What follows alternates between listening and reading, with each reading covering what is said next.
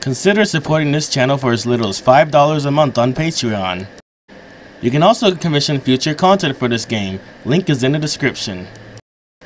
You can also send a one-time donation of any amount to this channel using PayPal. Link is in the description.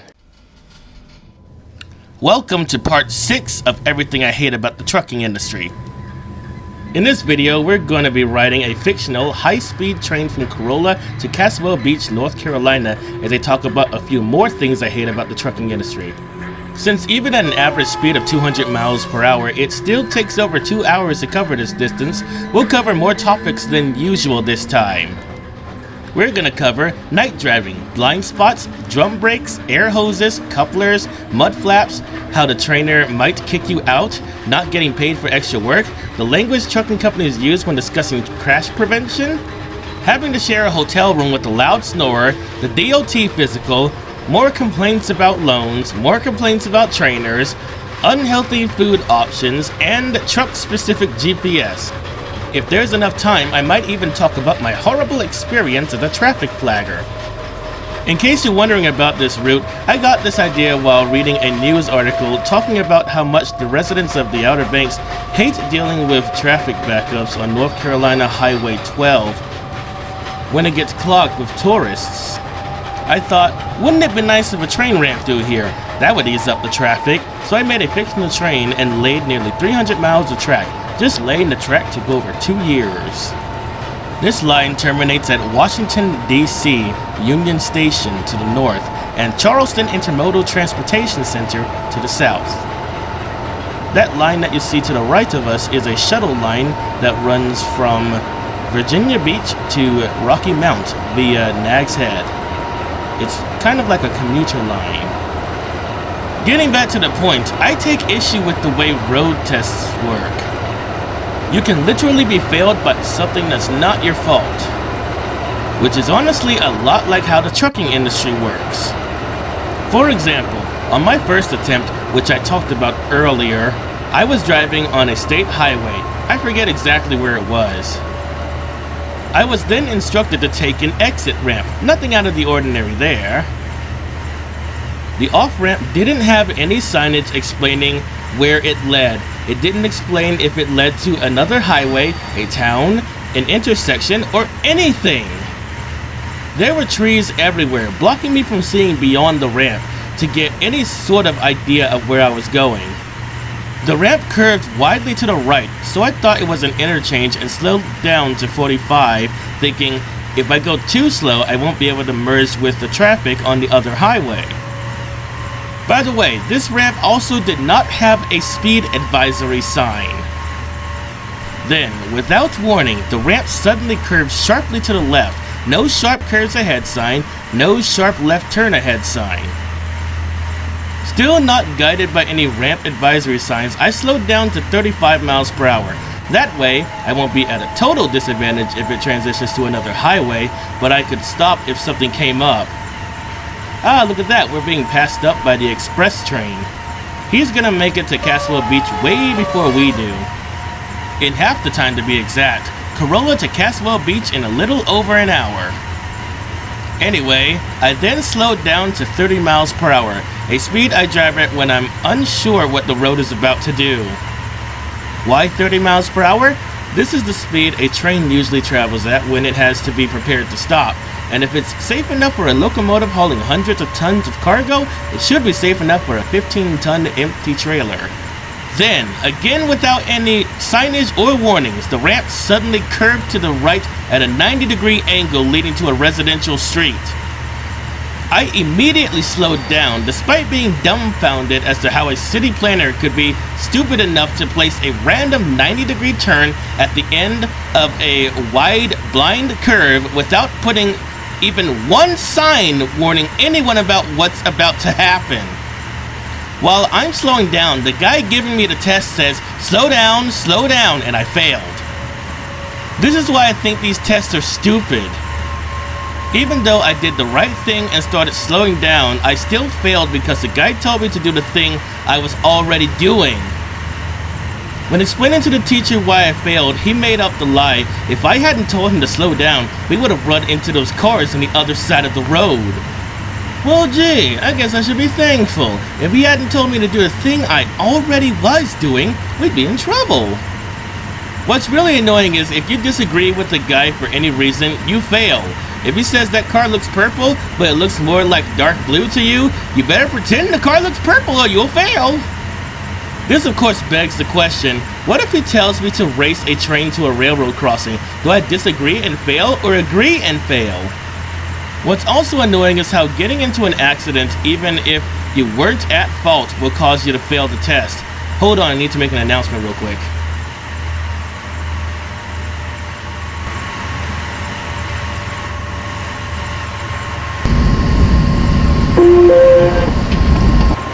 Ladies and gentlemen, we will be arriving at Currituck Beach in Corolla, North Carolina in a few moments. Transfer here for the Bodie Island Shuttle, Virginia Beach Shuttle, or Rocky Mount Shuttle. For faster service to Ocracoke or Caswell Beach, transfer to the Southbound Express, which will be waiting on track 6. But make it quick. We will be making a very brief stop at the station, so please make sure to have all your belongings when the train comes to a complete stop and the doors open. Thank you for riding Amtrak's American Bullet Train OBX line. Once again, Currituck Beach, Corolla, North Carolina, now arriving.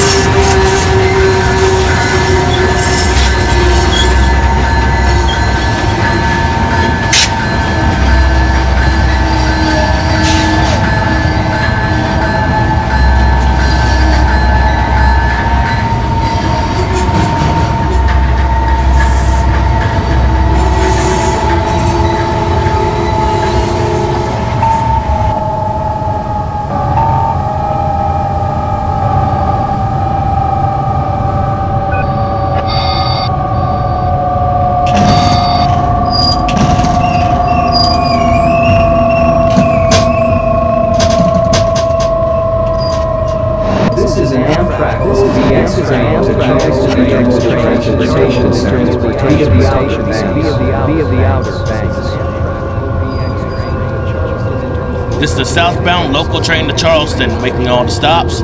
Next stop is Nags Head.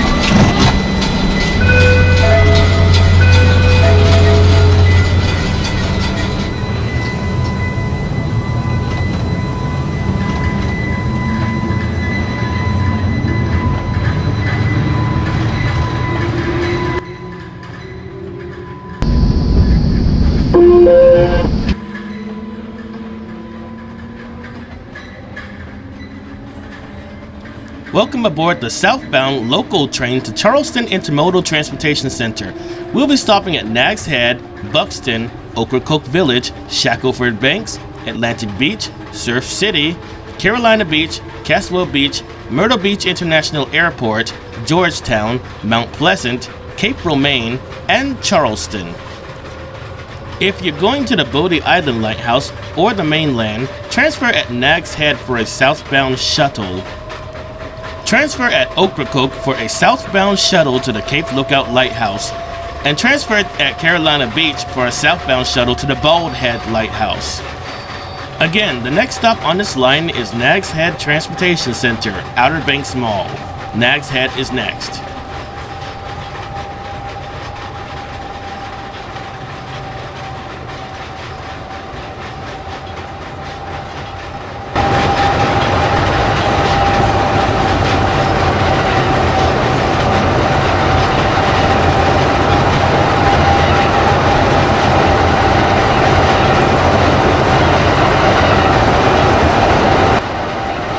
So yeah, as I was saying, if a car rear ends you, you fail the test. I think this is stupid because I can't control what other people do. The only thing I'm in control of is the truck. If you have a not at fault accident, it shouldn't count as a failed attempt. They should just reschedule the test. Each test costs $100.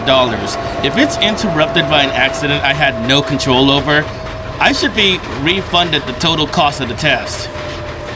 Remember how I explained about the trucking industry ruining my credit score, refusing to pay their portion of the tuition for the truck driving school, and forcing bills too expensive for me to be able to afford on me?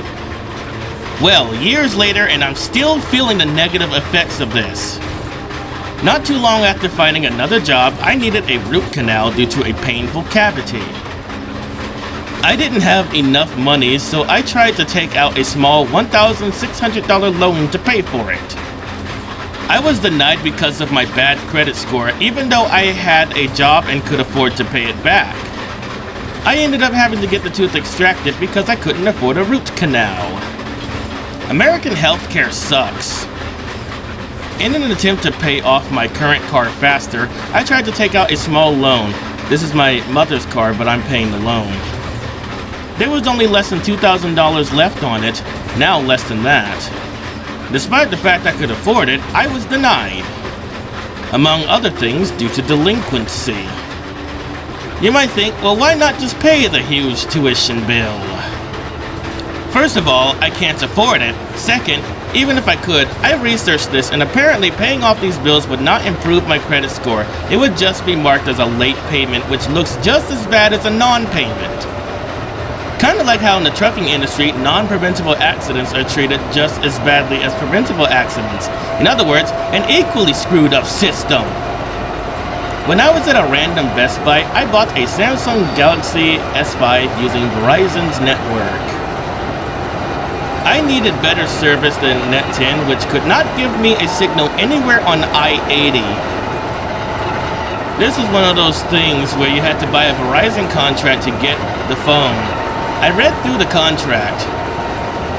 The way it was worded, they made it sound like I was paying $100 per month for 100 gigabytes per month. This was not correct. Also, the contract didn't mention anything about fees, yet I kept getting fees the contract didn't warn about. The monthly bills kept getting higher, higher, and higher, till eventually I was paying more money for a cell phone service than I was paying for my car.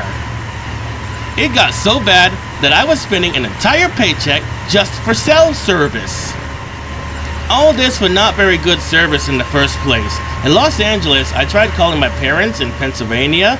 I could hear them, they couldn't hear me. This happened all too often. Was I being scammed? Verizon? I got a question for you.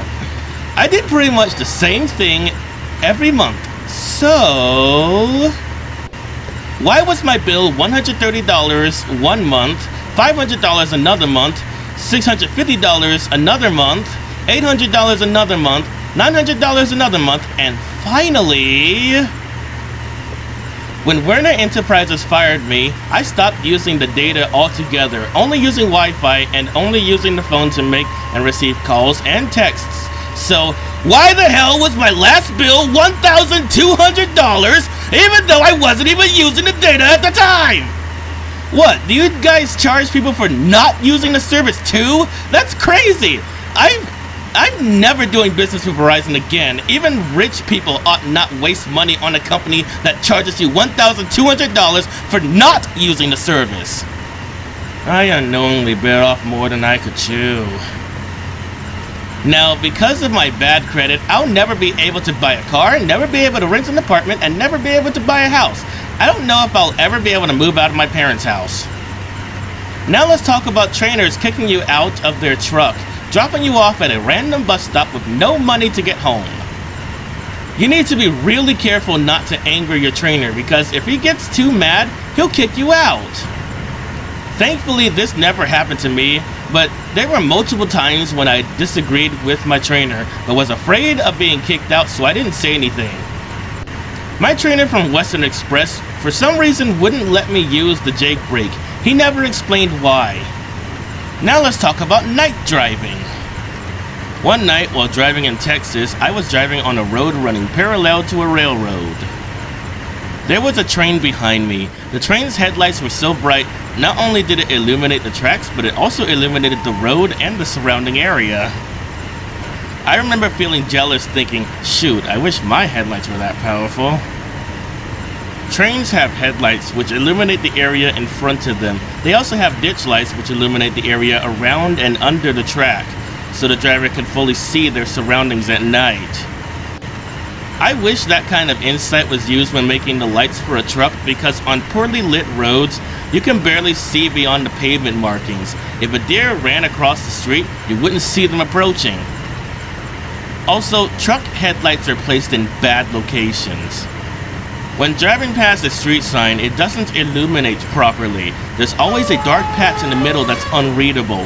This actually might be how I missed the sign for the Garden State Parkway reading, "No trucks over 5 tons gross vehicle weight." Trucks should have ditch lights so the driver can see the area surrounding the road.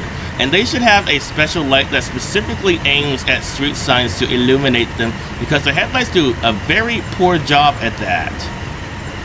My trainer said he preferred driving at night because there were less cars on the road and less that could go wrong, but I hated it because half the time I couldn't see where I was going unless there was a train behind me. I did like seeing city skylines at night though. Oh, you know what else would be nice? A searchlight I could aim. This would come in handy when making deliveries at night at locations with no outside lighting. Now, with all the technology we have these days, why are blind spots still a thing? Do cameras not exist? Do monitors not exist? Can we not install cameras in the blind spots and attach them to a monitor in the cab that a driver could use to check their blind spots? Why hasn't something like that been mandated yet? It would make commercial driving so much safer. Plus, I'm tired of having to remember every car I pass on the highway. I'd rather the ability to check the monitors to see who's there. If I were to rewrite the laws, a commercial vehicle would be required to have a backing camera in front of and behind each tire, on the corner of the back bumper, aiming forward and back, and on the top of the rear, aiming down. Basically, all the camera angles that existed in my truck simulator that I wish existed in real life. Now, let's talk about the flaws of the drum brakes. Every single commercial vehicle I've driven had drum brakes. It kind of baffles me that such a flawed design is so popular on such vehicles. To understand what I mean, let's talk a bit about how train brakes work. I know I've been comparing trucks to trains a lot, but trucks and trains use a lot of the same technology, so it's a pretty fair comparison. Train brakes are quite complex, so I'll cut to the chase and talk about the brake mechanisms on the cars. Train cars have brake shoes on either side of the wheel. When the brakes are applied, the wheel is gripped on both sides by the brake shoes. How hard the wheel is gripped determines how quickly it stops. On a commercial vehicle's drum brakes, the brake shoes are only located on one side of the drum. I'll explain why that's a problem in a second. But first, let's rewind time to a few years ago. Teenage me is reading the commercial driver's manual for Pennsylvania cover to cover, and is looking at the diagram of the brake drum. I've always been interested in how things work, so I liked looking at the diagram, but noticed something. Wow, I thought, the brake shoe only makes contact with one side of the drum? Having helped my father replace the brake shoes on his car when I was a kid, I took note of the fact that the brake shoes wrapped around both sides of the disc. So while looking at the diagram, I remember getting confused. Am I looking at this right? I thought. There has to be another shoe on the other side of the drum, right?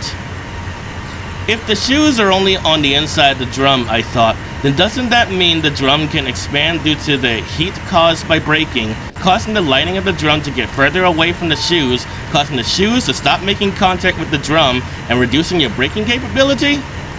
Surely they wouldn't leave in such an obvious design flaw, right? But they did. Drum brakes are designed in such a horrible way that the simple act of using them can cause them to fail. If you use them just a tad too much, the drum will expand, the brake shoes won't contact it, and you won't be able to stop. After finding this out, I thought, and these brakes are legal? How? I remember being super anxious going down the Rocky Mountains because I didn't trust the drum brakes. I only used the Jake brake because I was afraid if I used the drum brakes, they'd overheat and I'd have a runaway on a mountain road, the worst place for that to happen. I drove in the slow lane being passed by other drivers who, in my opinion, had a little too much faith in their drum brakes. I like to be prepared for the worst, and since the worst is the drum brakes failing, I prefer a speed where I don't even have to think about using them. Now, train brakes can still overheat, but the difference is you can still stop. You can't stop if a drum brake overheats.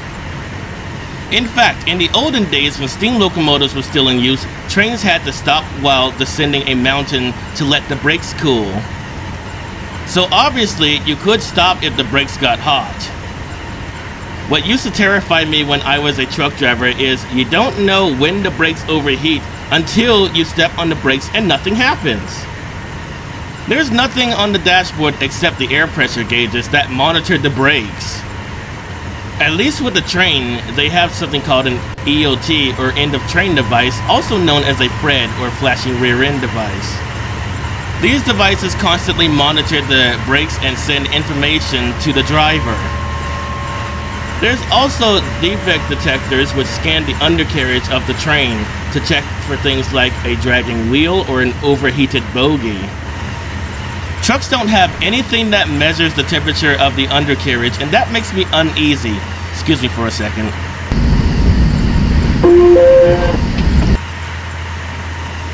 Ladies and gentlemen, we will be arriving at Nags Head Transportation Center, Outer Banks Mall, in just a few moments. If you're going to Whalebone or the Bodie Island Lighthouse, transfer to a southbound Bodie Island shuttle here. For the mainland and Greenville, Tarboro, Rocky Mount, and Raleigh, transfer to a southbound Raleigh shuttle. We will be making a very brief stop at the station, so please make sure you have all your belongings with you when the train comes to a complete stop and the doors open. Thank you for riding Amtrak's American Bullet Train, OBX Line. Once again, that's Nags Head Transportation Center, Outer Banks Mall, now arriving.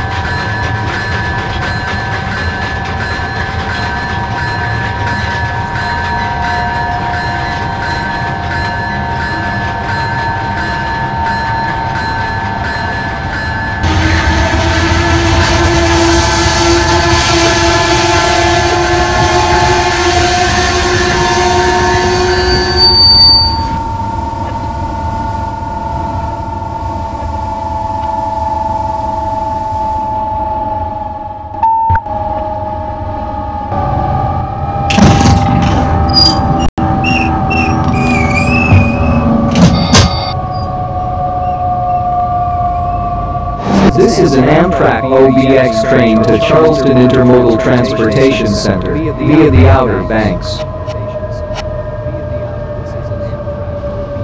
This is the southbound local train to Charleston, making all the stops. Next stop is Buxton, Cape Hatteras Lighthouse.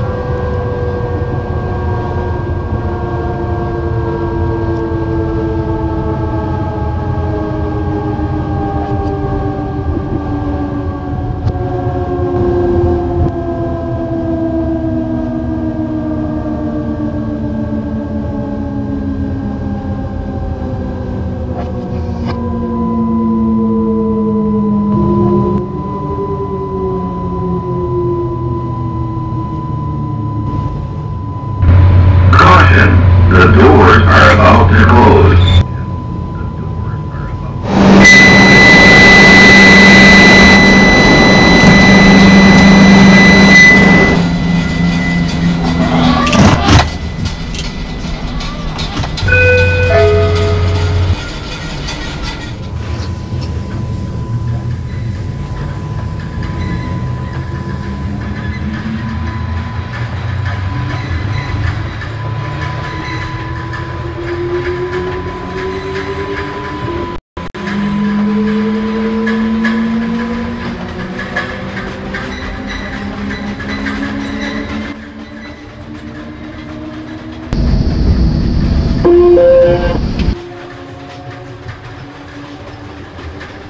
Welcome aboard the southbound OBX line running local to Charleston. We'll be stopping at Buxton, Ocracoke, Shackleford Banks, Atlantic Beach, Surf City, Carolina Beach, Caswell Beach, Myrtle Beach International Airport, Georgetown, Mount Pleasant, Cape Romaine, and Charleston Intermodal Transportation Authority. The next station is Buxton on Lighthouse Road by the Cape Hatteras Lighthouse. Buxton will be next.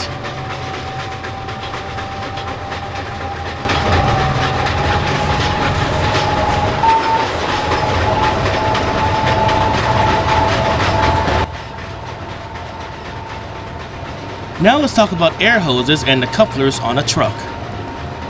When I was a teenager reading the CDL manual cover to cover, I read the section explaining how to hook the air hoses and thought, oh, just like how they're connected on a train. Actually, there are a few key differences. For starters, on an American train, when you unhook the coupler, you can pull away with the air hose still connected and the air hose will automatically separate. Unfortunately, you can't do this in a truck. If you pull away from a trailer with the air hose still hooked up, the air hose will break and it will need to be replaced. According to one of my trainers, it makes a loud, explosive sound that will cause you to think you're under attack. Couplers on the truck work exactly how they work on the train. You back into the trailer to couple, you do a pull test to make sure it's connected, and to uncouple, you pull a lever underneath the coupler. Though the lever to uncouple a train car is a lot less tedious to use than the one on a truck. On a train, the lever is below the coupler.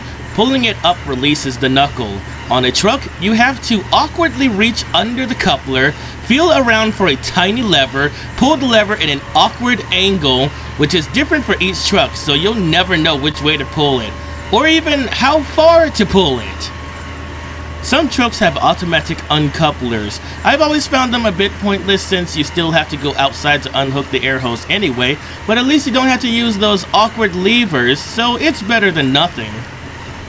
You know what's a really dumb design? The automatic uncoupling lever can be activated while the truck is in motion. There's nothing to automatically lock the coupler while the truck is moving, so if you pull that lever, you'll drop the trailer in the middle of the road. That's such a stupid design. If I designed something like that, I designed it so that it locks while the truck is in motion and won't let you uncouple. I'd also designed the dashboard to warn you whenever the coupler is unlocked, as well as design a temperature gauge for the drum brakes. Speaking of couplers, once while attaching to a Family Dollar trailer, it moved backward by 20 feet. It was too late to cancel because the trailer was being lifted by the truck, and if you drop a trailer, you'll be kicked out of the industry forever! Knowing this, I floored the accelerator and slammed into the trailer so hard, everything in my truck fell on the floor. Luckily, it worked, but the trailer's not supposed to move while you're attaching to it. The parking brake is supposed to hold it. This is how badly Family Dollar maintains their trailers, yet they want to blame the drivers whenever they see damage. There were 5,589 scratches on this trailer, but now there are 5,590.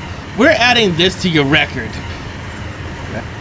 There's no way they have a database that keeps track of their trailers. It's not possible as bad as their trailers look. Pretty much all of their trailers are barely street legal. They meet the bare minimum to be drivable. Their undercarriages are extremely rusty. I haven't even seen this much rust on a train, and never on the undercarriage. Their sliding tandems didn't work because they were so rusty they couldn't slide. The trailers are scratched up, dented, and rusted all over. This is not my fault. This is the fault of Family Dollar poorly maintaining their trailers. Family Dollar trailers look like they were dragged out of Hurricane Katrina. Oh, but it gets much, much worse. Did you know trucks are so poorly designed that the simple act of reversing can damage them? One night, I was backing into a space at a truck stop. It was raining and dark. There was a puddle in the parking space. Apparently, there was a pothole so deep it pushed the mud flaps underneath the tires, and the trailer ran over its own mud flaps. Imagine designing something so poorly it can run over itself. Trains don't have mud flaps, so the closest equivalent would be designing a train with bogies that the wheel can collide with. If I was designing a truck, the mud flaps would be programmed to lift out of the way automatically when the truck is in reverse. On several occasions, I tore off a mud flap while reversing over a stretch of road that wouldn't have been a problem in my car because cars don't have parts that can be run over just by reversing. How could you allow such a stupid design in a truck? It just doesn't make any sense. It still baffles me to this day that someone designing a truck decided to design it with protruding parts that the truck could run over and thought it was a good idea. Now, when I worked for Western Express, in the orientation, which they don't pay you for, they mentioned, we don't want to be your first hire out of jail. This doesn't apply to me because I've never been to jail, but I still want to express my disagreement with that statement. When I was in truck driving school, one of my classmates told me that he spent a year in jail because his girlfriend thought he murdered her children. He was released when his girlfriend's neighbor confessed to the crime a year later. So to all y'all employers watching this, do you guys seriously think this guy doesn't deserve to be hired just because he spent time in jail? He didn't even do the thing he was accused of. They just thought he did because he happened to have been in close contact with the victims. Honestly, this reminds me a lot about the trucking industry. We don't know where that dent came from, but you were assigned that trailer recently, so it's going on your record. Maybe I was wrong. Maybe the trucking industry does have control of the criminal justice system. They both seem to use shaky logic to decide who gets punished for what. Imagine being denied a job because you spent time in jail for something you didn't do. Many Americans take a plea bargain not because they did the crime, but because they're afraid of spending 10 times the sentence. Employers should consider this before saying such stupid statements. Also, every job application I've ever filled out says, we don't discriminate against people who have gone to jail or something along those lines, but I highly doubt they're telling the truth. Western Express literally admits to it by saying, we don't want to be your first hire out of prison. Also, what do these idiots think is gonna happen if they hire someone who was recently released from jail versus one who's had one job since being released? And you can't even tell me what you're afraid of. I'm automatically gonna classify your fear as irrational. Some people argue, well, just don't break the law. Well, what if you went to jail for something you didn't do? Like the guy I just mentioned. He was just minding his own business. The next thing he knew, he was going to jail for murder. Clearly, it's not that simple. Also, a police officer in Texas once placed illegal drugs in people's cars so he could arrest them for the illegal drugs he put in their cars to make himself look good and presumably get a promotion. So if you ask me, it's anyone's guess how easy it is not to go to jail. As a school bus driver, I get paid to fuel and inspect the bus, but the trucking industry doesn't pay you for any of that. You only get paid for each completed trip, but only if the customer doesn't refuse the load and only if they sign the bill of lading. Speaking of bills of lading, one night I picked up a trailer from the Baltimore Seaport. I dropped off an empty trailer and picked up a loaded trailer of paper rolls. Since the trailer was open, I went inside to check if the cargo was physically what the customer ordered. I'm glad I did. I received the bill of lading on the way out. I used to not read these because, ew, paperwork. But after this trip, I made sure to always read it. After driving in Baltimore traffic for 2 hours, I pulled into a truck stop with an Applebee's. I immediately received a call from the Baltimore Seaport. Here's how that call went. We need you to come back to the Seaport. Why? You have the wrong bill of lading. I then checked the bill of lading. The trailer was correct, but the paperwork was in fact wrong. Here's the thing. I'm off duty, so there are currently no plans to drive back to Baltimore. But we... And then they hung up. I thought that was the last I was gonna hear of them, so I went to the Applebee's and accidentally ordered the most spicy thing on the menu because I was too tired to read it. I said to myself, I ordered it, I must eat it. Eventually I gave up, for it was painfully spicy.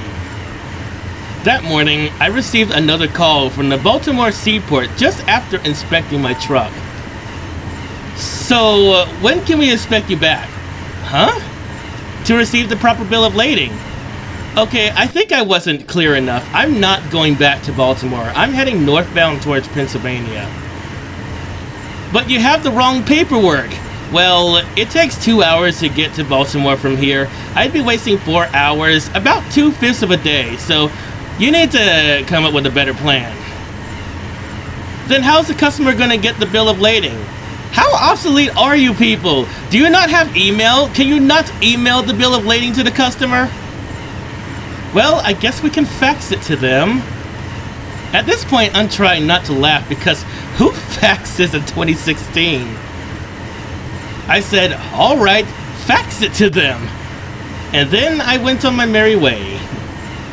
When I got to the destination, I told the receiver the Baltimore Seaport gave me the wrong paperwork, but they said they'd fax the correct paperwork to you. They checked their fax and they did in fact receive paperwork. Wasn't the correct paperwork though. It was a different bill of lading than the one they gave me, but it was still the wrong one. I thought to myself, how many trailers did these people screw up before they got to me? The manager opened the trailer to inspect the cargo. He signed the bill of lading stating, incorrect paperwork, but the cargo physically matches what was ordered.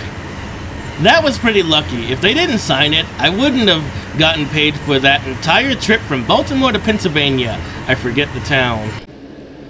Lots of people have tried to sue trucking companies for not paying them for extra work, but all have failed. The trucking company always gets away with it by using the loophole, we pay drivers per unit, i.e. per mile, not per hour, so we don't need to pay them if they don't drive. One day when I was called into the office due to Family Dollar falsely accusing me of sitting in the truck and not helping unload the trailer, I saw a few posters that I found a bit disturbing. Actually, I don't remember if they were posters or on a computer, but what was important is what was written on them. They were talking about rollover prevention, which obviously isn't bad. I think we can all agree we should prevent rollovers. What I take issue with is the wording. They were worded something like this. George was in a hurry to the customer. George took a curve too fast. Then he rolled over the truck and damaged the cargo. Don't be like George. My first thought after reading that was, wait, did George survive? I need to know. Also, I hope George isn't a real person because I hate the idea of companies trying to embarrass specific workers like that. Also, the way they worded it, it feels like they care more about if the cargo was okay than whether or not George survived. Now, let's talk about hotels. Trucking companies are very cheap, so they always send you to cheap motels. They also will only rent out rooms with 2 beds, so they can save a few more bucks, forcing them to share a room. Some of the people they forced me to be with were horrible people. For example, I once had a roommate whose room key didn't work and he kept calling the office, falsely accusing me of locking him out. And I'm like, the hell are you talking about? The door isn't even locked, you nimwit. The padlock wasn't engaged. The only lock I was using was the default lock that's activated by the key. I usually don't use the other locks if my roommate is out because I don't want to accidentally lock them out. Also, my experience with room keys has always been that they need to be reset every 24 hours. He probably just forgot to do that. Every single afternoon, I got a call from the office saying, "Can you please unlock your doors so your roommate can get in?" And I'd always reply, "How many times do I have to tell you it's not locked? He just doesn't know how to use the room key." Then they'd say, "Well, he says you locked him out." Then I'd say, "Well, he's either lying or not right in the head because it's not locked." This would happen every single day. I don't know why they were so judgmental towards me. To them, everything I say is automatically a lie, and everything he says is automatically true because he's the supreme overlord, and we should all bow down before him. But even worse than being paired with a jerk was being paired with someone who snores very loudly. Imagine trying to go to sleep and hearing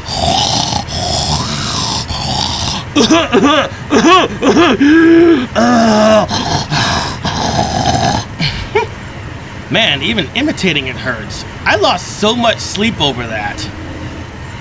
You may be thinking, my insert family member here snores loudly, so I'm used to it. But I'm telling you, truck drivers are some of the loudest snorers you've ever heard.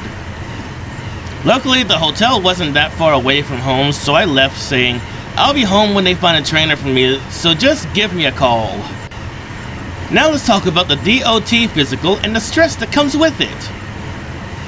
But first, a few words of advice. If you use corrective lenses, renew your prescription right before your physical.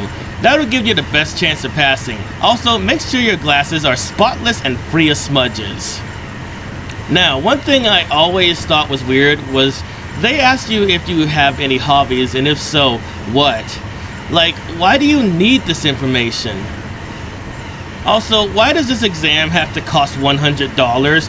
I'm lucky I'm a school bus driver and the company pays for it, or driving commercially would be too expensive. When I had my very first physical before entering the industry, on the eye exam the guy said, "Alright, you passed, but it's borderline, so you might want to get that fixed." But he offered absolutely no advice on how to rectify the situation. At one time, I thought about LASIK eye surgery, but it's somewhat risky. It's possible it could make your eyesight worse, or even make you blind. I'm not sure if it's worth that risk. Also, I take issue with the eyesight test in general. First of all, why do they have you look through only one eye? I can read all the way to the bottom line with both my eyes open. The difficulty is looking through just one eye at a time. Why is this necessary? I can't think of one situation where you'd have to see through only one eye. This test doesn't make any sense. Excuse me for a second, need to make another announcement.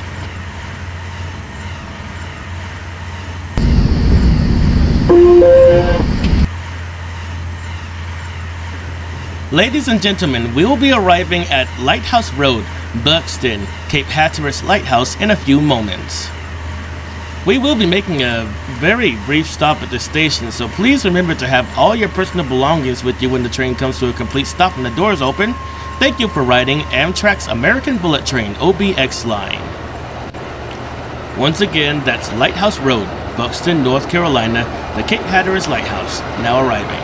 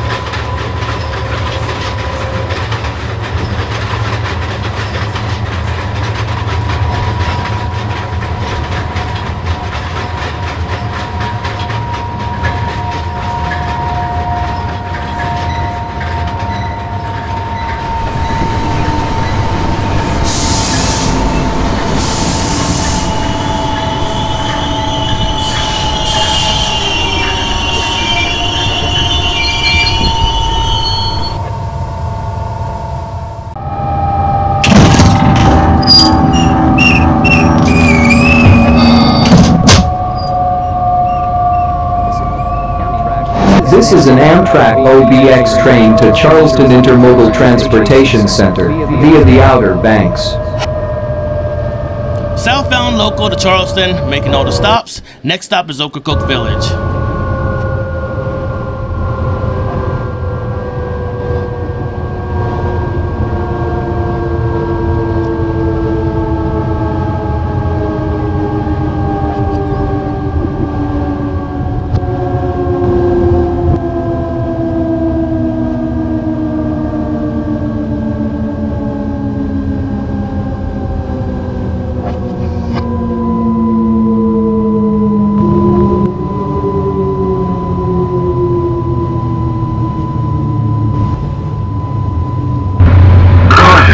The doors are about to close.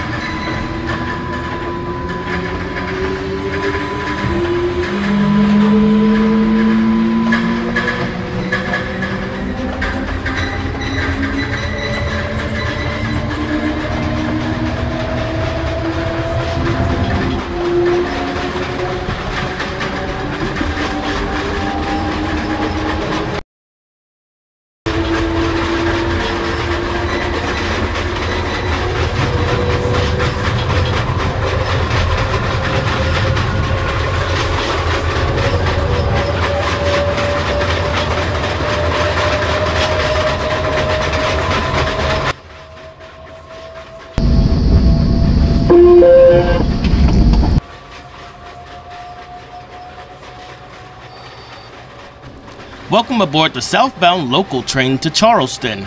We will be stopping at Ocracoke Village, Shackleford Banks, Atlantic Beach, Surf City, Carolina Beach, Caswell Beach, Myrtle Beach International Airport, Georgetown, Mount Pleasant, Cape Romaine, and Charleston Intermodal Transportation Center. Transfer at Ocracoke for the Cape Lookout Lighthouse Shuttle. Transfer at Carolina Beach for the Bald Head Lighthouse Shuttle. The next stop will be Ocracoke Village Lighthouse. Ocracoke Village is next.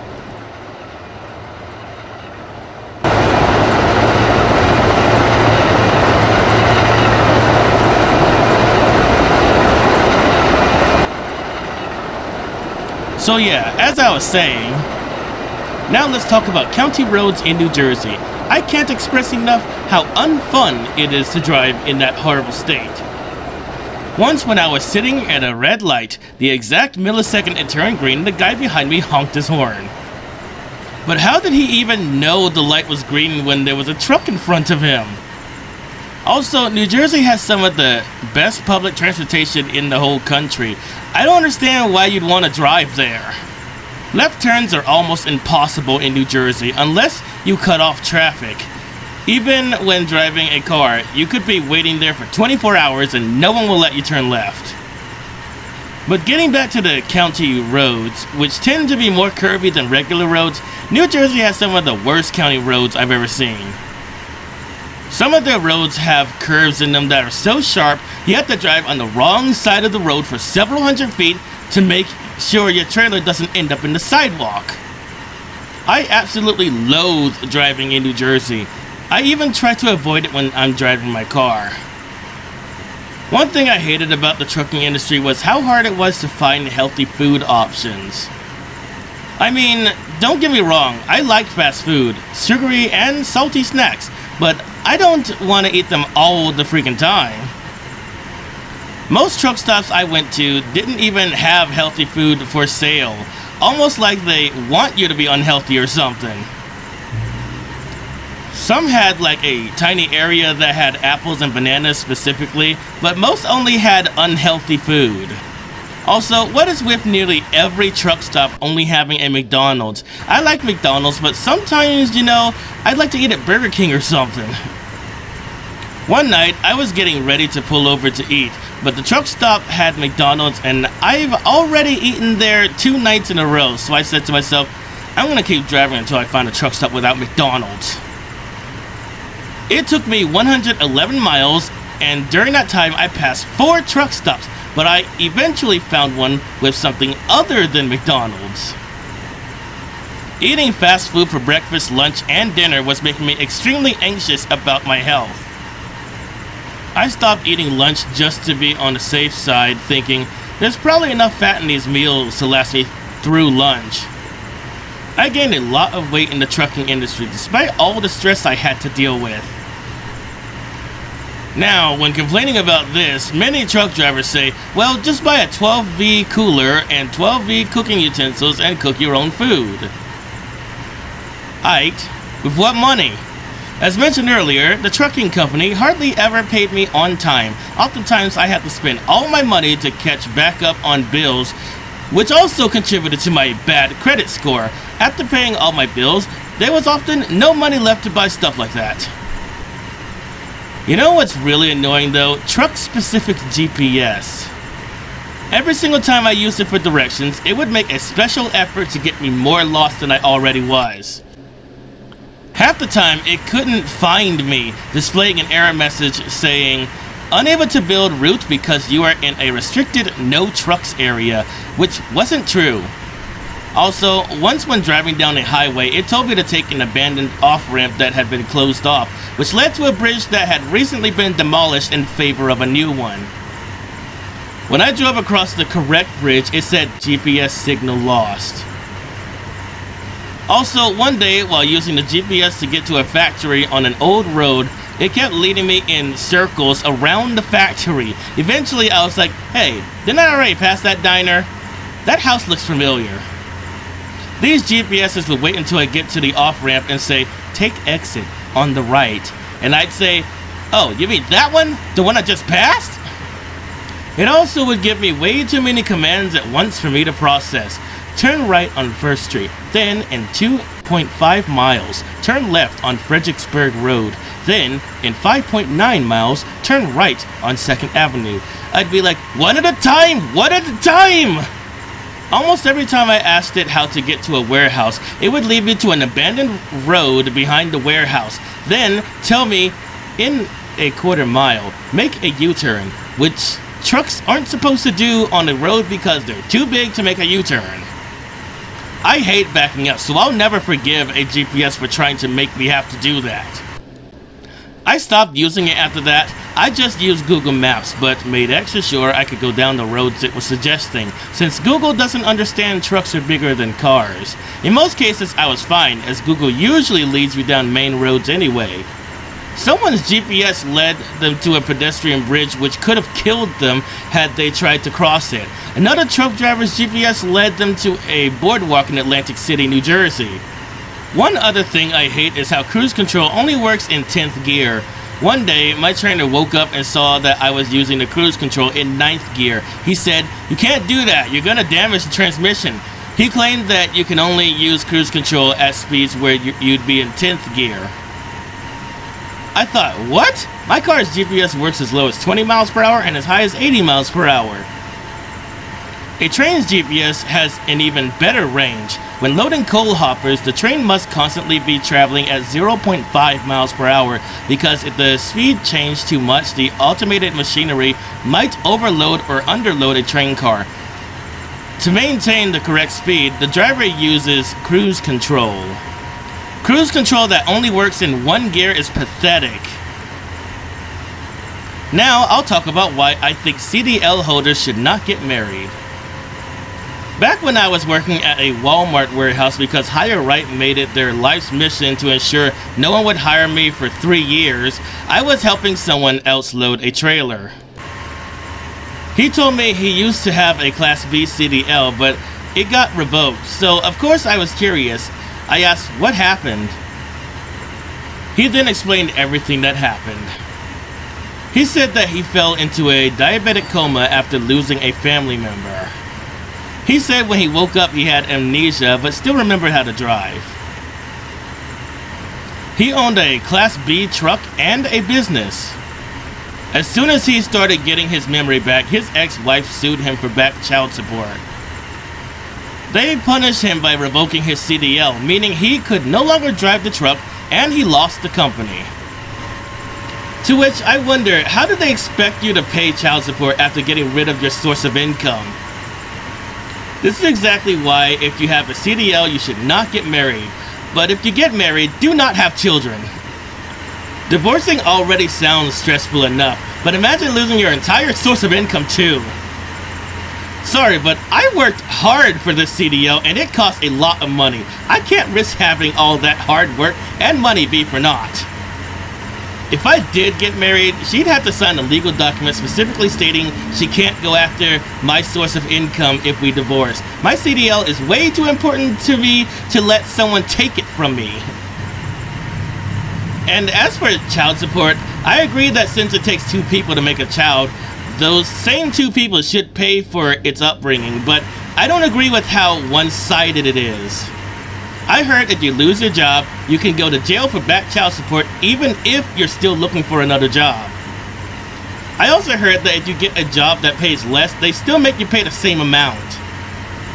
Imagine being punished for not having enough money with jail time. Never mind that going to jail makes it harder to get a job in the future, effectively ruining any ability for the guy to even be able to pay child support.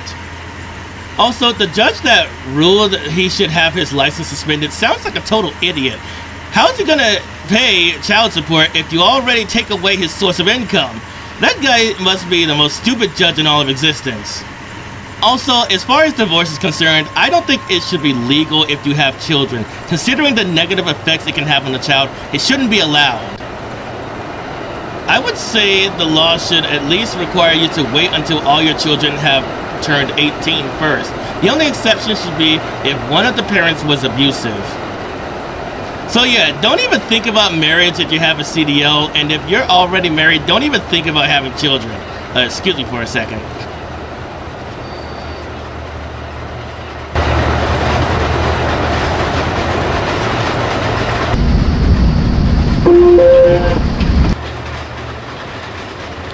Ladies and gentlemen, we are arriving at the Ocracoke Village Lighthouse.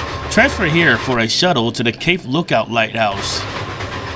The northbound and southbound express also stop here. We will be making a very brief stop at the station, so please be sure to have all your personal belongings with you when the train comes to a complete stop and the doors open. Thank you for riding Amtrak's American Bullet Train OBX line. Once again, that's Ocracoke Village Lighthouse, Lighthouse Road, Ocracoke, North Carolina, now arriving.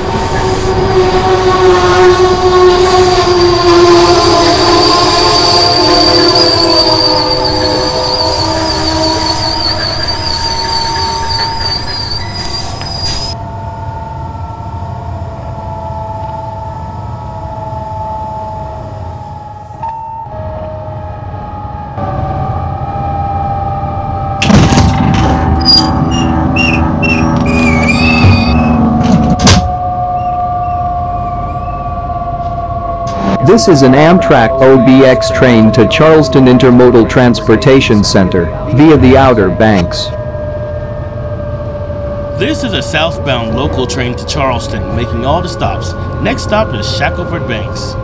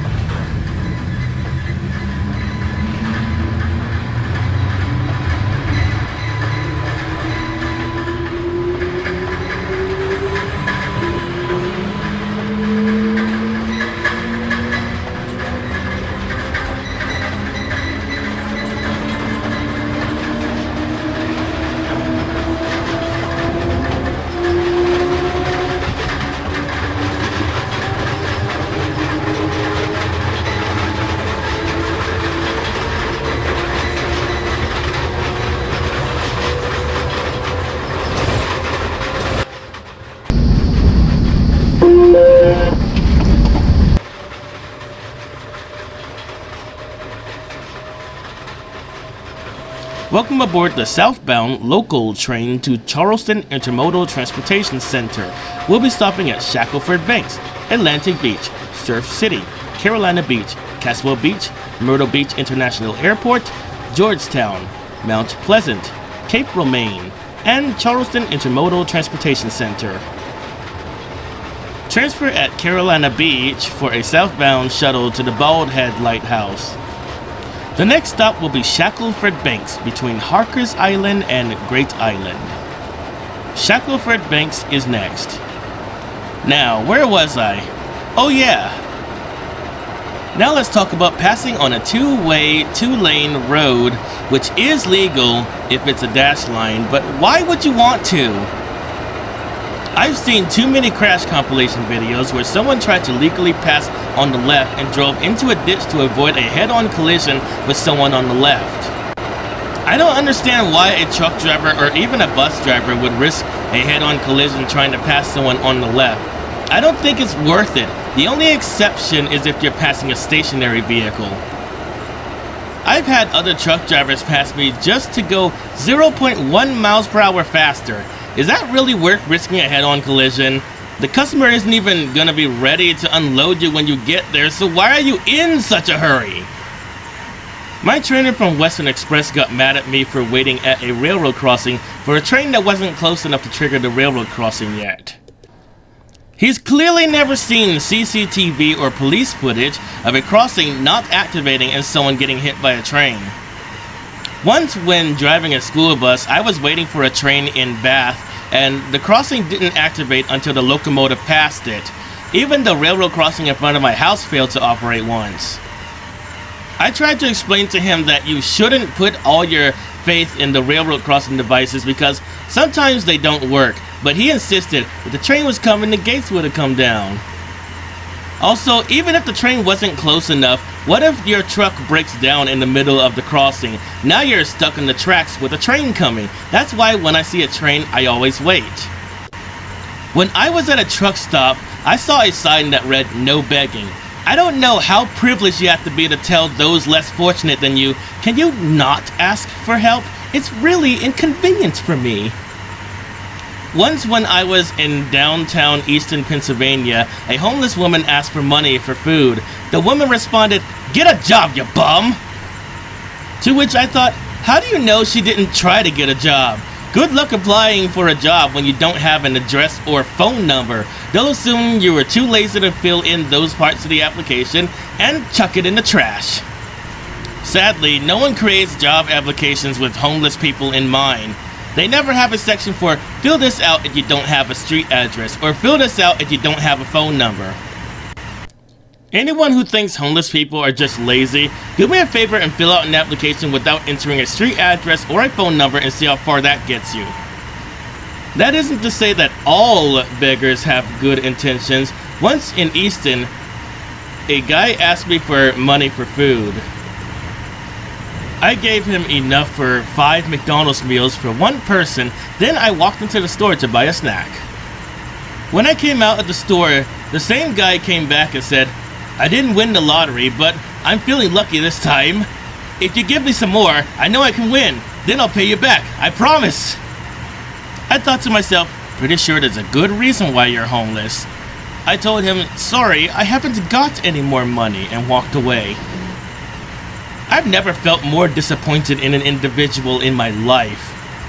The truck driving school that I went to did not teach me how to read an atlas, but that's okay because they're obsolete with Google Maps existing anyway. For example, despite having the most recent edition of the atlas, I couldn't find a certain town in Virginia. Eventually, I gave up and looked it up in Google Maps and found it right away. Now let's talk about idling the truck for heat. There are signs everywhere that say, "No idling, diesel-powered trucks over 5 tons.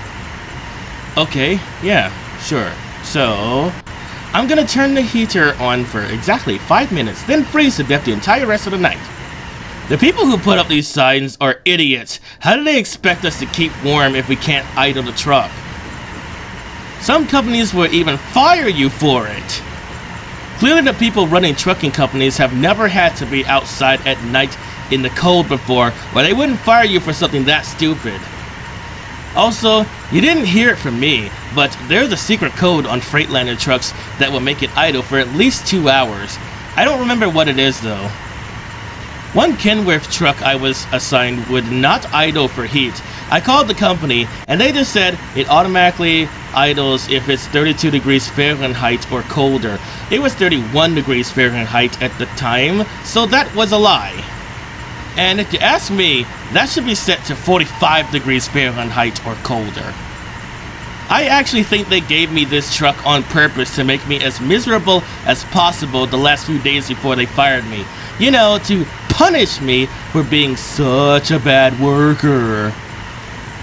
Well, I think I've covered everything I hated about the trucking industry. That took way less time than expected. Of course, they prematurely fired me in such a short time, I didn't get much time to experience anything else. Despite this being one of the shortest employments I've ever had, it was surprisingly one of the most painful, torturous, and hellish 3 months of my life. I don't care if there is a truck driver shortage. I ain't going back until they fix the problems I mentioned earlier. Since we're still only halfway between Corolla and Caswell Beach, let's talk about why I'll never be a traffic flagger again. I was still trying to figure out what I wanted to do besides truck driving. I thought, well, let's try flagging and see what it's like. The company I worked for was AWP. I hate these people with every fiber of my existence. Every single atom in my body, right down to the protons and neutrons, hate the people of this company. My first complaint with AWP is similar to one of my complaints about the trucking industry. Their training video is a lie. But while both of their videos are a lie, at least the Family Dollar training video honors freedom of speech and allows you to comment your disagreement with it. On AWP's training video, the comments are turned off. I wonder if they're afraid people will tell you what it's really like working for them. Since they tell an average of 1 lie every 3 seconds, I thought I'd number the lies. Safety is... it's the last thing on anybody's mind, but it's the most important thing to have every day. The first time I watched this video, this sentence made me scratch my head like, huh? I'll bet the reason he was stammering in the beginning was because he was reading from a cue card and thought, are you sure you want me to say this? I don't know what point he's trying to make, because ever since I started working for a living, safety's, it's always been the first thing on my mind. They say we are a safety company, but that's BS. If that were true, I wouldn't have gotten fired because I was very cautious when I was there. They fired me over BS, which I'll get to later on if we have time. The next guy said AWP cares more about safety than any other company I've worked for. Well, I can't speak for him, but every company I've worked for cared more about safety than AWP, except Amazon. Once when I worked at Amazon, a leaky container of rat poison fell on me. I went to their on-site doctor, and this is how that went. Some rat poison spilled on me. Did you wash your hands? Yes, right away. Well, we can't do anything since you've already washed your hands. They didn't check what the poison was made of. They didn't check if my hands were properly clean. They didn't even check if the poison seeped through my skin, which is how someone handling mercury died. Amazon's on-site doctors are a joke. They're just a bunch of corporate yes-men that are hired to give you a false sense of security, telling you you don't need to go to the doctor, just get back to work. Also, every time I complained about back pain, Amazon's managers would just downplay it. They'd pick up the lightest box they have and say, there's no way this specific box hurt your back. Just get back to work. Getting back to the point, AWP cares slightly more about safety than Amazon, but cares less about it than anywhere else I've worked. By the way, we're only 15 seconds in and they've already told like 3 lies. The next person says they take so much pride in working for AWP. I can't speak for them, obviously, but I can't remember being particularly proud I worked there. I can't remember a time when I said, look at me, I work for this amazing company called AWP. You should totally work there. Let's all bow down to our AWP overlords. The next person says that there's no other company like AWP, and to a certain extent, they're right. No other company has fired me for doing my job except Werner, so to a certain extent, AWP is a special kind of rare in the worst possible way. AWP actually fired me for doing something they told me to do, to give you an idea of how unique they are. The next person says that TCE is like a member of his family.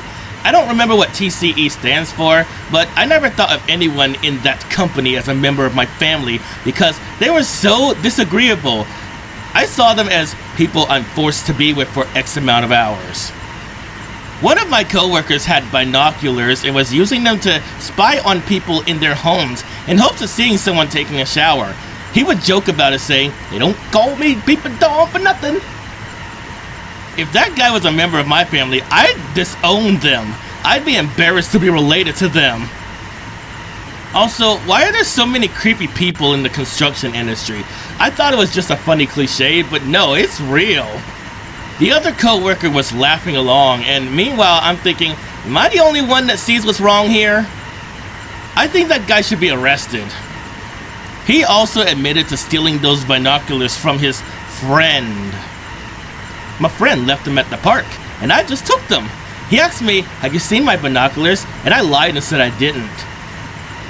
I mean, goodness, what an evil person.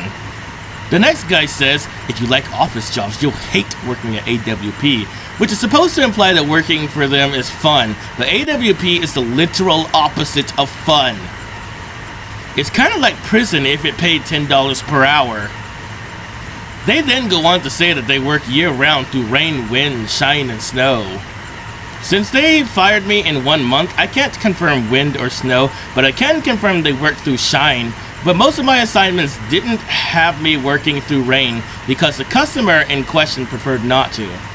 This meant that on days that started out rainy, your paycheck would be even less than usual, with the assignment being cancelled by the customer before it began. Speaking of which, they also offered a job as a driver, but they don't pay you for the time spent picking up the other workers, so I figured that was too much extra work for no extra pay. I don't do extra work unless the company pays me. They then say you don't know what time you're getting off work, and that is one of the few true things they've said. They make you be on your feet for 14 straight hours with no breaks. Then they get mad at you for getting tired.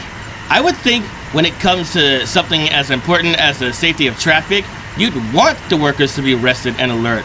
But what do I know? I'm just a guy who cares about safety is all. They say you go through a comprehensive training course with many tests. Ooh. The only thing you could loosely call challenging is learning CPR, but they show you a video before the test, so even that's not challenging.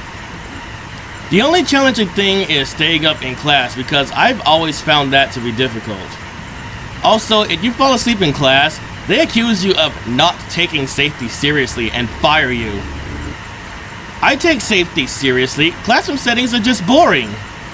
In fact, I even fell asleep a couple times while testing this route. Does that mean I hate this route? No! It's one of my favorite routes that I've made. It's just a long and tedious process, much like their classes. They say they care about safety, but if that was true, they would have fired my trainer for playing mobile games while behind the wheel of the company vehicle. But instead, they rewarded this clown for safe driving. I remember during this one safety meeting, the guy was complaining this branch of the company used to be rewarded for safe driving all the time. Now accidents have increased. What happened? I just look at my trainer and think, gee, I wonder. They say if you're not watching traffic, you or someone else could die. But one of my coworkers was so bad at watching traffic, he couldn't tell the difference between a Honda and a Hyundai. For those of you wondering, a Honda is a Japanese brand spelled with the kanji symbol Hon, which means book, and Ta, which means rice field. Hyundai, on the other hand, is a South Korean brand spelled Hyundai using the Hangul symbols Hyun and Dae. Additionally, Honda's logo is an H and Hyundai's logo is in italicized H. One of my coworkers would say, "Send your traffic after the blue Honda." All I'd see was a blue Hyundai, so I'd get on the radio with the traffic still stopped, asking, "Did you mean the blue Hyundai?" Then he'd get mad at me and say, "Send your traffic!"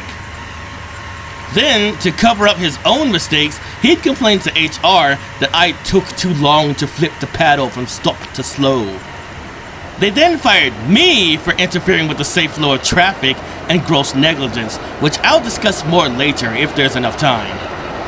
AWP doesn't care about safety, they just care about taking advantage of the rookie! Excuse me for a second.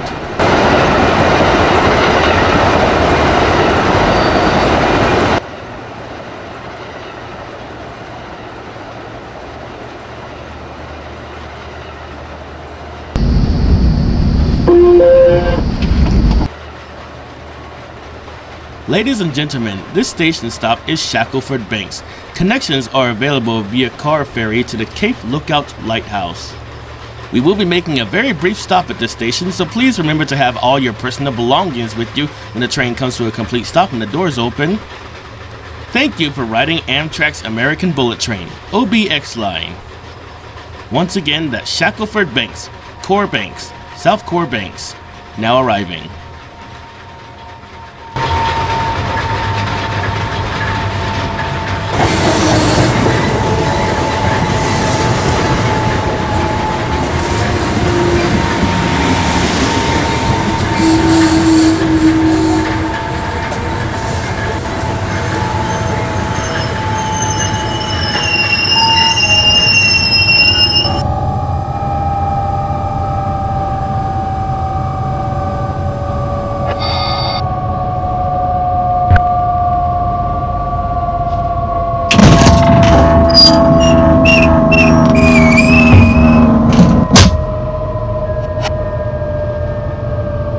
This is an Amtrak OBX train to Charleston Intermodal Transportation Center via the Outer Banks.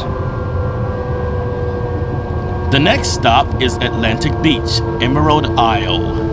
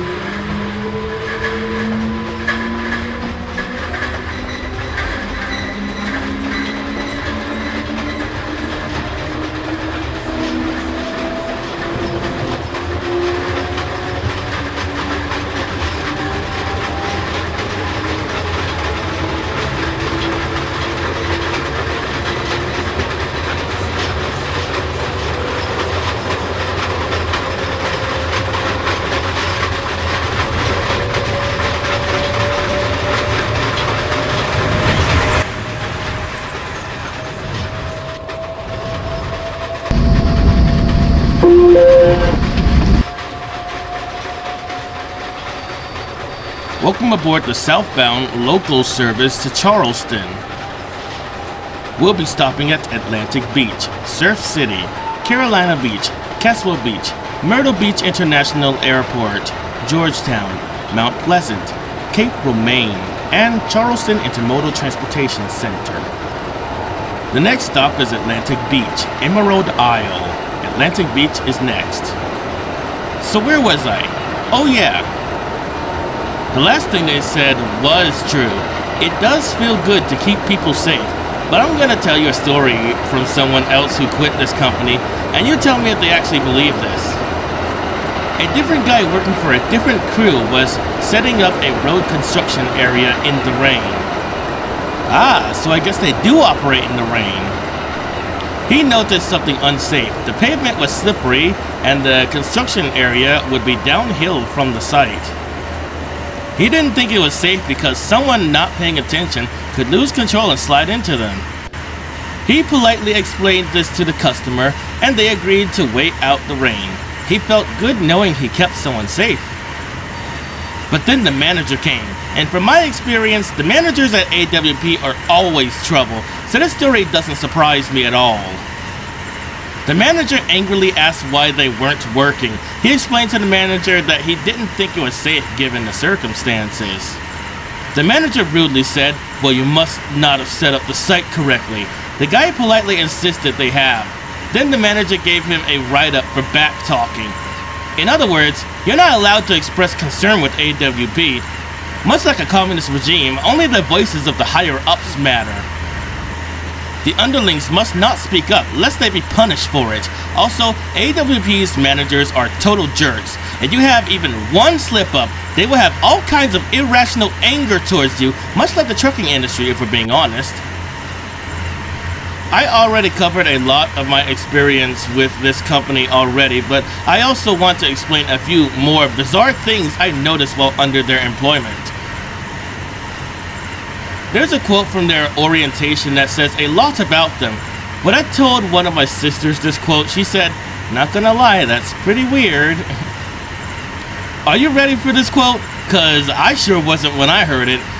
Okay, but don't say I didn't warn you. If you see someone crying to get their way, that's bullying. If you see anyone crying, report them to HR. Okay, AWP, I got a question for you. Who hurt you? Also, one of my sisters suffers from anxiety and sometimes she cries when she's stressed. I'm guessing if she worked at AWP, she'd be fired. I can imagine it now. Excuse me, HR, I need to report this woman. She cried that one time and it slightly inconvenienced me. She bullied me with her crying. Guys, I think we solved the mystery of what kind of person would put up a no begging sign. It must be these people. It could also be Crayola because my sister was fired from them for a similar reason. Actually, they didn't say why, but it was probably that. Which gives me another reason to hate Crayola, but we'll cross that bridge when we get to it. I was aghast when I heard this, because it goes against my entire upbringing. These were my thoughts when hearing that quote. If you see someone crying, you should try to figure out what's wrong and rectify the situation. Report them to HR immediately! What? Well, that took a weird turn. This does not compute. Unable to submit changes to basiclogic.txt. This is a form of bullying! Did I accidentally sign up for a cult? We do not tolerate bullying. I didn't know natural human emotions were a form of bullying.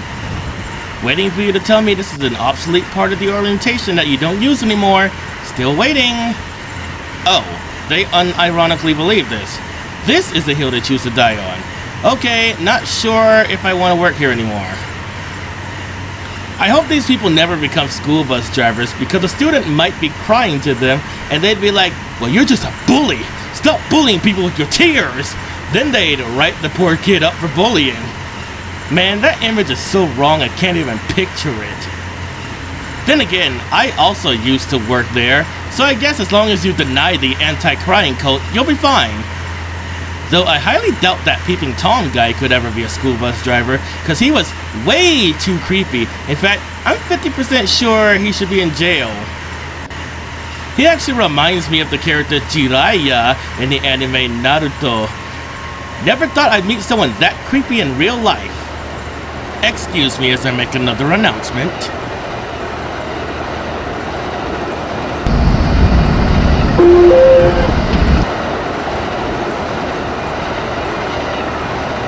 Ladies and gentlemen, this station stop is Atlantic Beach, Emerald Isle. Connections will be available to the Emerald Isle monorail when they finish building it. We will be making a very brief stop at this station, so please be sure to have all your personal belongings with you when the train comes to a complete stop and the doors open. Thank you for riding Amtrak's American Bullet Train, OBX line. Once again, that's Atlantic Beach, Emerald Isle, now arriving.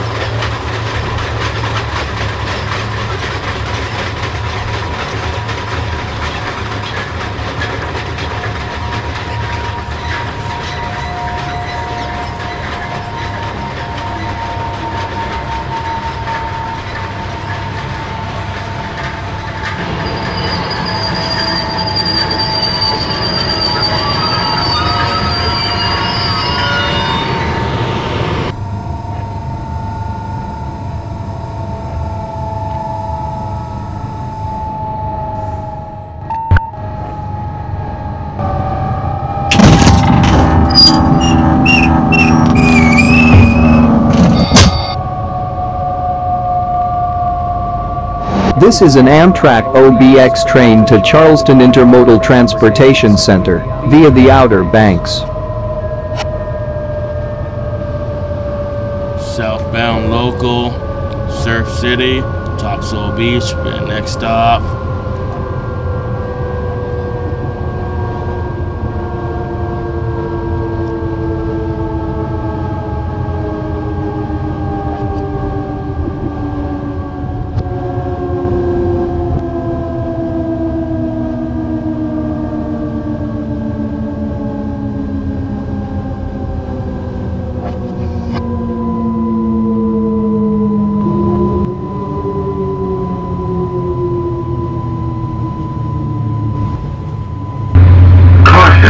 The doors are about to close.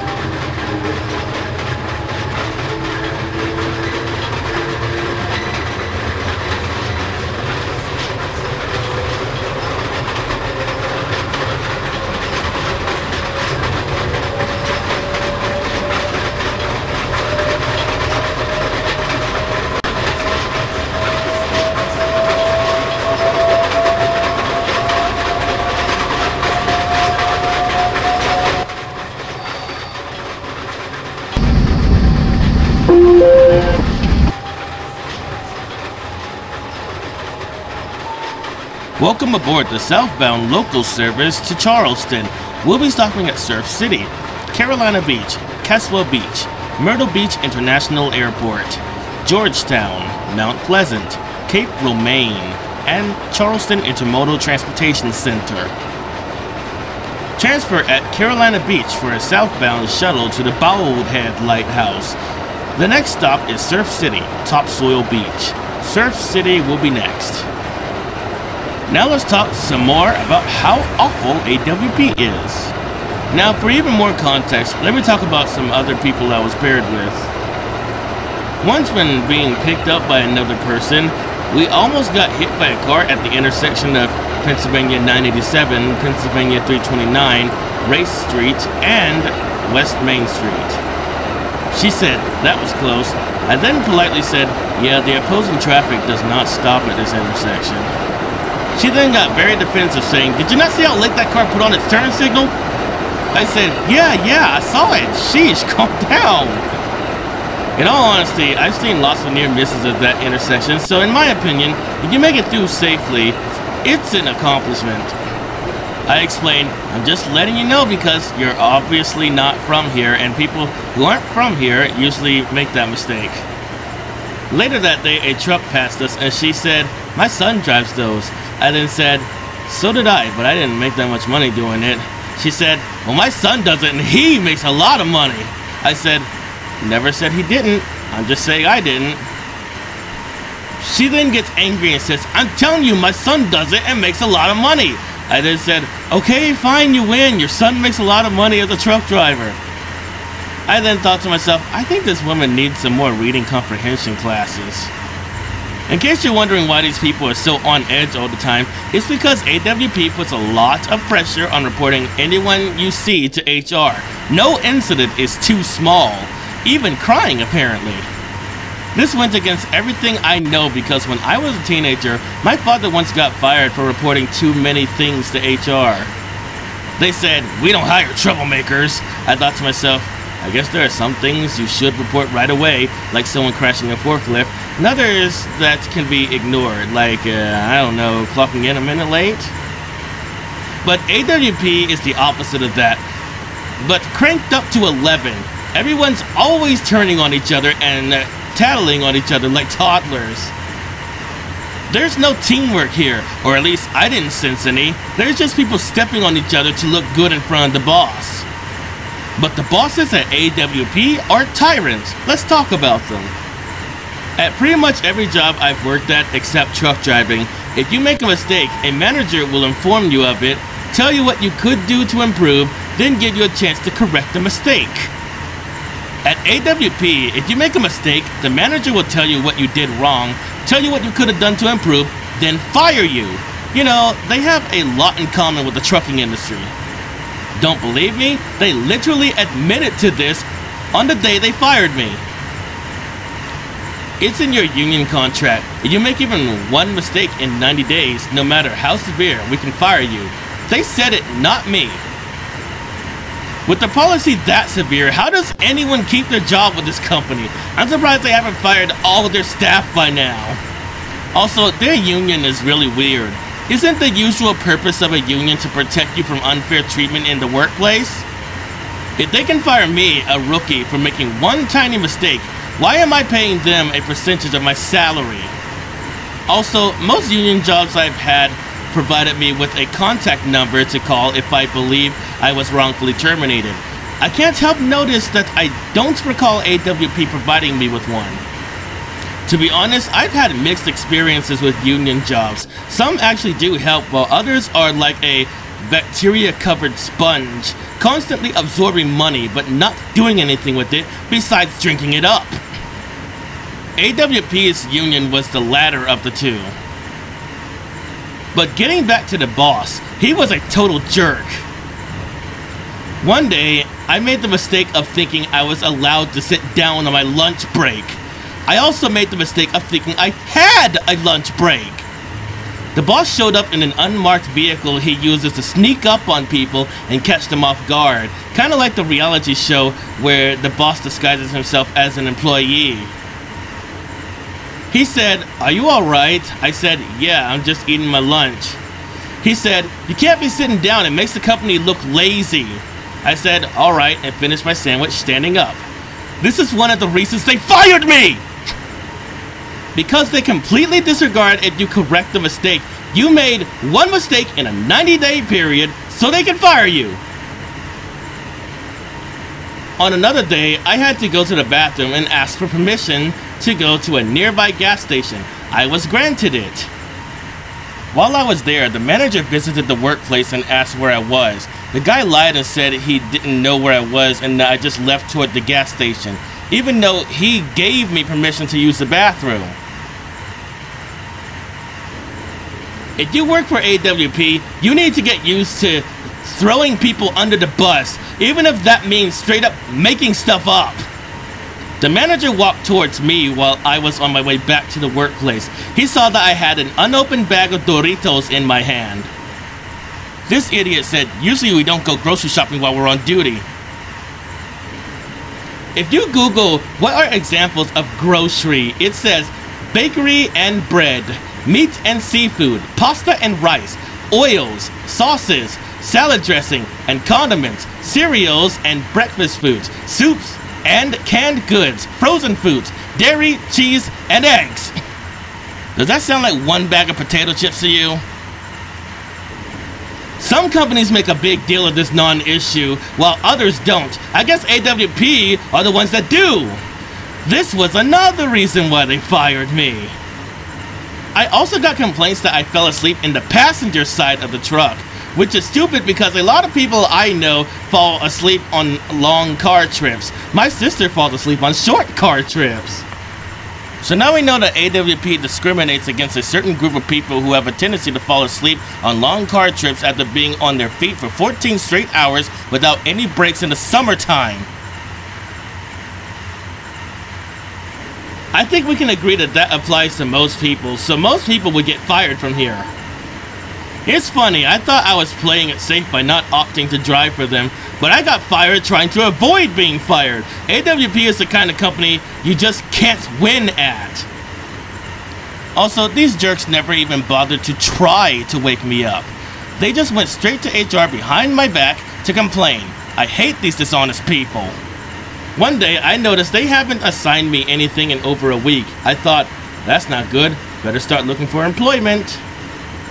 I then got a text message that said, "You've been fired for gross negligence." Yeah, go on and fire me by text. It only proves you don't have the guts to say it to my face. And thanks for the vest. I now use it for rail fanning. I only had to remove the logo so people wouldn't think I worked for your piece of garbage company.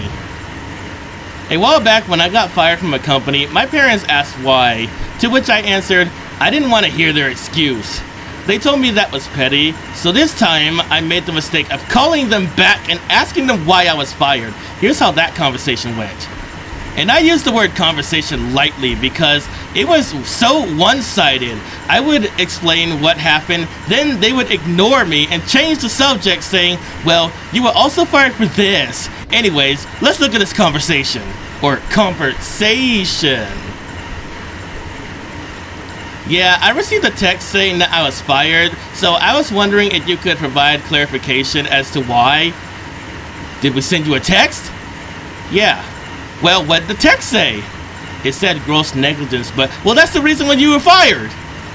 First of all, this is exactly how I expected them to respond. These people were some of the most condescending people I've ever had the displeasure of meeting. So of course their HR department would have condescending jerks working for them. She treated me like an idiot for not understanding the vague reason they gave me initially for being fired. Gross negligence can literally mean anything in the eyes of these capitalist elites. They can literally change the definition to mean whatever they want. That's not enough information to know why I was fired. In fact, my experience with talking to this HR idiot made me think she might be an alien from another dimension because she had no sense of basic logic, and as we'll see, she doesn't even seem to have an understanding of the English language. Which would be understandable if she was from another country, but she had a perfect English accent, so I don't understand why it was so hard for her to understand what I was saying. Anyway, the conversation continues. No, see, what I'm saying is, you gave me a very vague reason and I need clarification. I got a complaint stating that you were sitting on the sidewalk. I was eating lunch. I didn't know you weren't allowed to sit down while eating. I don't even know what to call her. A certain 5-letter word that starts with the letter B comes to mind, but I was raised that it's rude to call a woman that, so how about a woman that doesn't deserve any compliments? The only things that come to mind that match her personality are swear words. So this idiot woman didn't even address what I said and just changed the subject saying, we also got a complaint that you held traffic for too long. For context, these idiots are insisting that when I was told to send my traffic, it took too long. Even if that was true, I read the AASHTO booklet they gave me, and it says you legally can hold traffic for up to 12 minutes. So even if it took me a couple seconds longer, I'm still not breaking any laws, so I don't see what the problem is. The other guy kept speaking into the walkie-talkie before it recorded his voice, so I wanted to err on the side of caution and confirm if he wanted me to send my traffic. Well, why didn't you just say, hey, I didn't catch that. Could you repeat yourself? But I did do that. Well, you should have told him to repeat himself. I got a question. Is this woman stupid, or can she not hear, or does she have zero grasp on the English language? She told me, you should have done A. I said, I did A. Then she again says, you should have done A, but just worded it differently. Good to know that AWP's rules are so inconsistent that they don't even know why they fired me.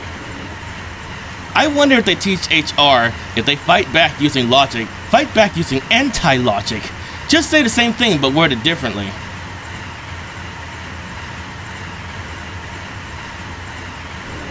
The woman ignored what I said and changed the subject again. By the way, this is exactly why I don't bother asking companies why they fired me. They never give me any useful information I could use to better myself. They only ever give me things I couldn't control anyway and excuses. Well, you were grocery shopping while you were on duty. Shopping by Merriam-Webster. Intransitive verb. 1A. To examine goods or services with intent to buy. B. To hunt through a market in search of the best buy. 2. To make a search. Let me explain to you what happened. There was a straight line from the bathroom to the checkout aisle to the exit. It was a straight line right through a snack aisle. I literally just grabbed one random snack on the way to the checkout area to the exit. It took all of 5 seconds and there was no line at the checkout area. I've never been fired for something this stupid. Most reasonable people wouldn't think 5 seconds is a big deal. But of course, AWP is not a reasonable company. Also, even if they did have a problem with it, they could have just told me. It's not like they told me and I did this anyway. They don't really tell you what their company policy is. AWP is actually a lot like the trucking industry. They don't tell you what the company policy is, then they fire you for violating the company policy. Also, definitionally speaking, I was neither grocery nor shopping, so logically speaking, I was not grocery shopping. Shopping is actively looking for something with an intent to buy. Randomly grabbing one thing is not shopping. Even if you stretch the definition of grocery shopping to mean what the idiots at AWP think it means, say it with me, people don't go grocery shopping at convenience stores at a gas station. Are these people really so stupid that they don't understand basic English? Or maybe this is AWP's made-up definition of grocery shopping. AWP should give you an AWP English to real English dictionary so you can understand their twisted ways of using words. I told her that there was a straight line through the snack aisle to the checkout area and to the exit, and there was no line. And I also told her I just randomly grabbed one thing. She didn't care. She didn't even address it. We also got complaints that you were falling asleep in the passenger seat of the truck. Well, I happen to be someone who tends to fall asleep on long car rides. Standing on your feet for 14 straight hours without breaks makes it harder. Well, I understand. No one's gonna agree with the reason why they were fired. What's wrong with this woman? The problem is not that I was fired, it's that the reason behind it is total BS. I want to know what kind of mental gymnastics AWP had to go through to think that was an acceptable reason to fire someone.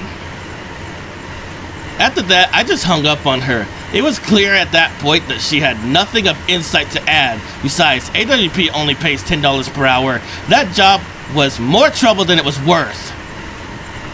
I will never be a traffic flagger again because I don't even want to work for a company remotely similar to AWP. Anyway, I seem to have run out of things to say, but that's alright because we're more than 3/4 of the way there. Let's enjoy a nice peaceful ride from Surf City to Caswell Beach.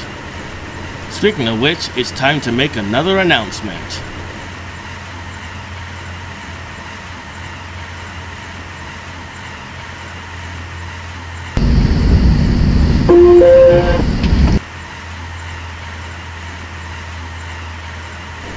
Ladies and gentlemen, this station stop is Surf City, Topsoil Beach.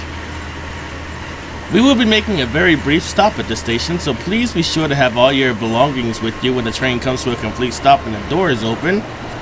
Thank you for riding Amtrak's American Bullet Train, OBX line. Once again, that's Surf City, Topsoil Beach, now arriving.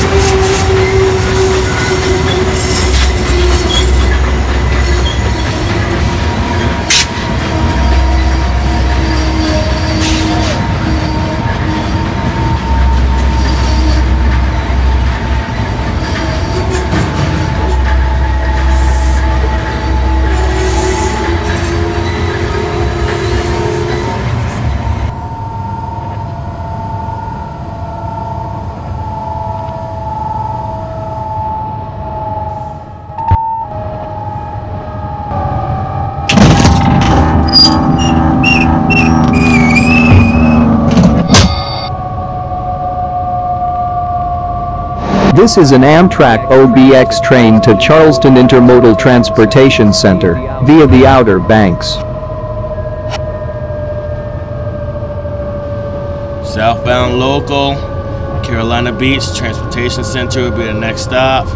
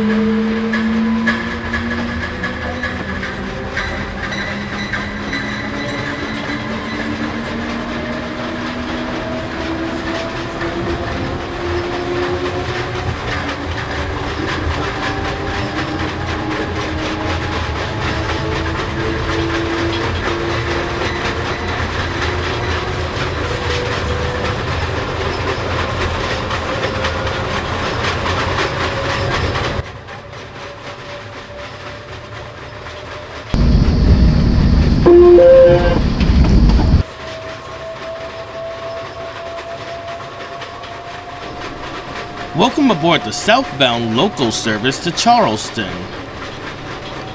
We'll be making stops at Carolina Beach, Caswell Beach, Myrtle Beach International Airport, Georgetown, Mount Pleasant, Cape Romaine, and Charleston Intermodal Transportation Center. Transfer at Carolina Beach for a southbound shuttle to the Bald Head Lighthouse. Transfer at Charleston for a monorail to the Morris Island Lighthouse and Sullivan's Island. Next up is Carolina Beach Transfer Center. Carolina Beach is next.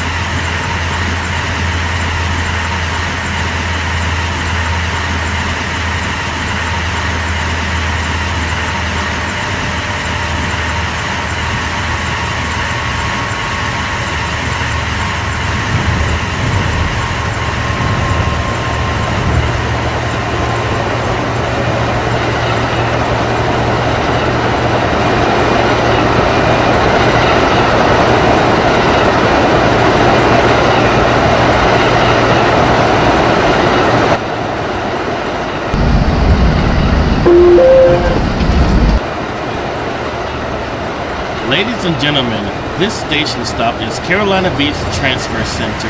Connections are available to the Bald Head Lighthouse Shuttle. We will be making a very brief stop at the station, so please be sure to have all your belongings with you when the train comes to a complete stop and the doors open. Thank you for riding Amtrak's American Bullet Train, OBX line. Once again, that's Carolina Beach Transfer Center, now arriving.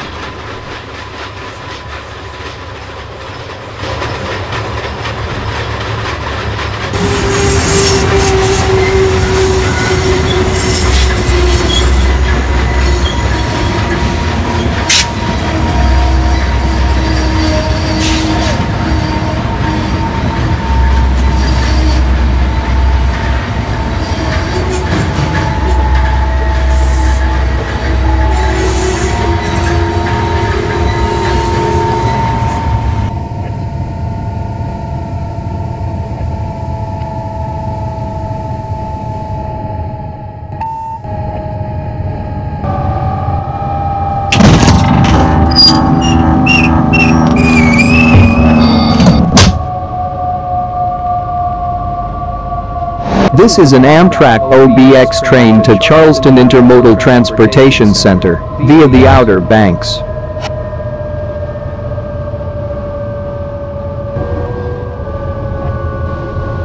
Southbound local, Caswell Beach, Oak Island Lighthouse be the next stop.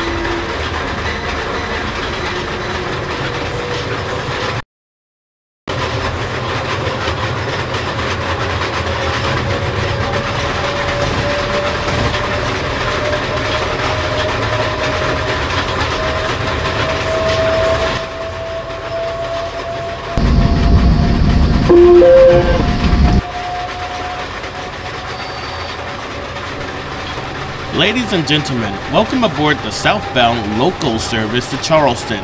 We do not offer southbound service to Bald Head Lighthouse, but there's a shuttle that runs from Carolina Beach to Caswell Beach that stops there regularly. We only offer northbound service from Caswell Beach to Bald Head. Transfer at Charleston for a monorail to Morris Island Lighthouse and Sullivan's Island. We will be stopping at Caswell Beach, Myrtle Beach International Airport, Georgetown, Mount Pleasant, Cape Romaine, and Charleston Intermodal Transportation Center. Next stop will be Caswell Beach, Oak Island Lighthouse. Caswell Beach will be next.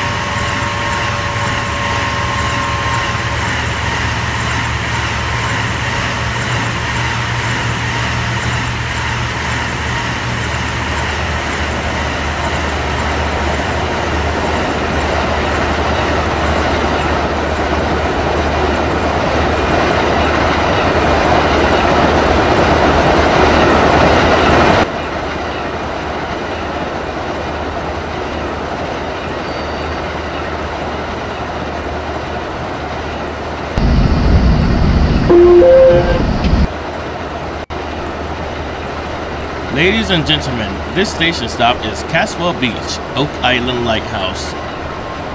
Connections are available to the Bald Head Lighthouse Shuttle. We'll be making a very brief stop at the station, so please make sure to have all your belongings with you when the train comes to a complete stop and the doors open. Thank you for riding Amtrak's American Bullet Train, OBX line. Once again, that's Caswell Beach, Oak Island Lighthouse, now arriving.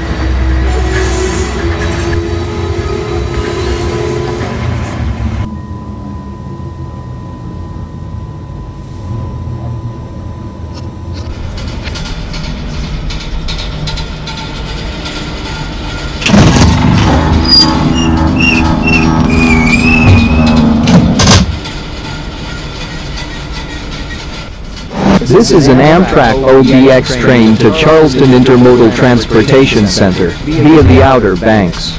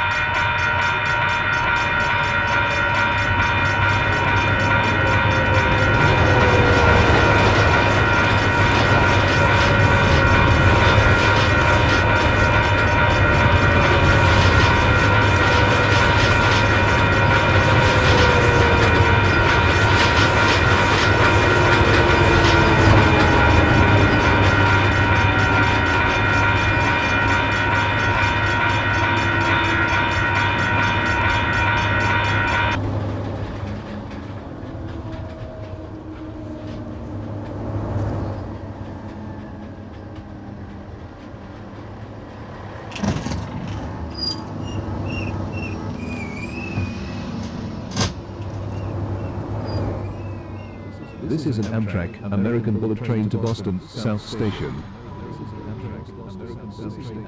American bullet train to Boston South Station.